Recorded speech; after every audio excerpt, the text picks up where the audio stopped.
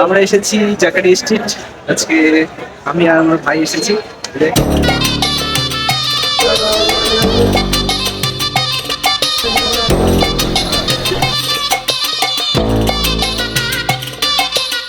প্রথমে চলে গেলাম নাখোদা মসজিদে, যেটার সৌন্দর্য এখনো এত সুন্দর যে এতদিন হয়ে গেছে কেউ বোঝাই যায় না। আর এত সুন্দরভাবে সেটা মেনটেন করে ওরা রেখেছে। নাকোদা মসজিদ এটা হলো জাকারি স্ট্রিটের পাশে। স্পেশালি এই জাকারি স্ট্রিট বা নাকোদা মসজিদে রমজান মাসে একটা অপূর্ব একটা সৌন্দর্য এখানে ভেসে ওঠে।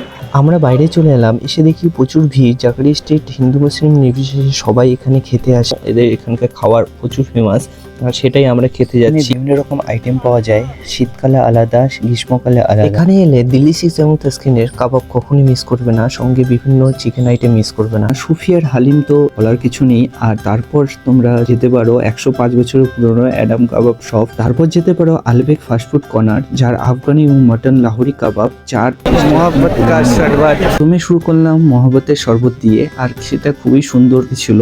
আর প্রথমে বুঝতে পারিনি কি দিয়ে সেটা তৈরি করেছে, তারপর বুঝতে পারলাম কি দিয়ে তৈরি।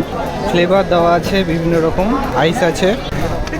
তারপরে এটা কি চোখে পড়লো নিজেও বুঝতে পারলাম না, কিন্তু চিকেন আইটেমটা খুব ভালোই ছিল, তাই একটা ট্রাই করে নিলাম। তারপরে চলে গেলাম, তারপরে চোখে পড়লো জাইন লাচ্ছা পরোটার সঙ্গে হালুয়া, যে খুবই টেস্টি ছিল। তারপরে চলে গেলাম বিভিন্ন রকম চিকেন আইটেম খেতে খেতে খেতে দেখলাম ফিরনি, সেটা খেয়ে মনে পড়লো আমার তো ডিউটি আছে, তাই চললাম ডিউটি করতে। দেখাচ্ছি নেক্সট ভিডিওতে।